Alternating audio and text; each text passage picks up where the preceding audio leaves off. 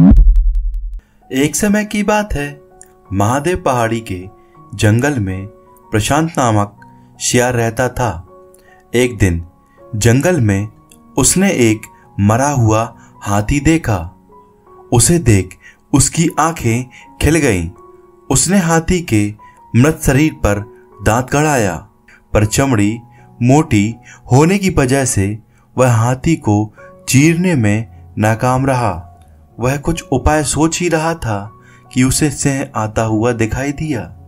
आगे बढ़कर उसने सिंह का स्वागत किया और हाथ जोड़कर कहा, स्वामी, आपके लिए ही मैंने इस हाथी को मारकर रखा है।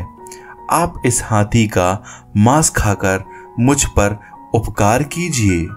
सिंह ने कहा, मैं तो किसी के हाथों मारे गए जीवों को खाता नहीं हूं, इसे तुम ही खाओ। शेर मन ही मन खुश तो हुआ, पर उसकी हाथी की चमड़ी को चीरने की समस्या अभी भी हल ना हुई थी। थोड़ी देर में उस तरफ एक बाघ आ निकला। बाघ ने मरे हाथी को देखकर अपने होंठ पर जीभ फिराई। शेर ने उसकी मनसा भांपते हुए कहा, मामा, आप इस मृत्यु के मुंह में कैसे आ गए? सिंह ने इसे मारा है और मुझे इसकी रखवाली करने को कहा है। एक बार किसी बाघ ने उनके शिकार को जूठा कर दिया था। तब से आज तक वे बाघ जाति से नफरत करने लगे हैं।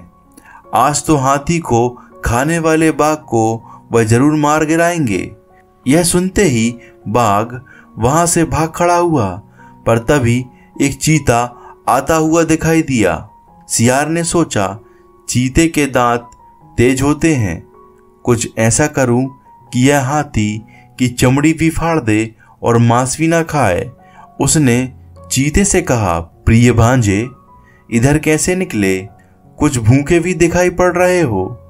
सिंह ने इसकी रखवाली मुझे सौंपी है, पर तुम इसमें से कुछ मांस खा सकते हो।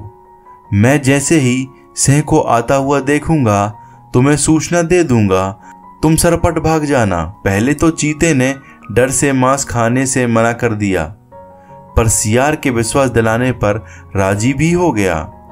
चीते ने पल भर में हाथी की चमड़ी फाड़ दी। जैसे ही उसने मांस खाना शुरू किया कि दूसरी तरफ देखते हुए शेर ने घबराकर कहा, भागो, सिंह आ रहा है। इतना सुनना था कि चीता सरपट भाग खड़ा हुआ। शेर बहुत खुश हुआ। उसने कई दिनों तक उस विशाल जानवर का मांस खाया। सिर्फ अपनी सूझबूझ से छोटे से शेर ने अपनी समस्या का हल निकाल लिया।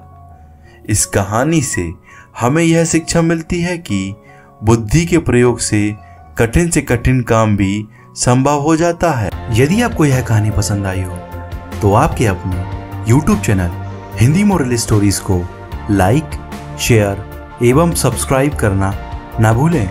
और मिलते हैं एक और नई कहानी के साथ। तब तक आप अपना और अपने परिवार का ध्यान रखें। धन्यवाद।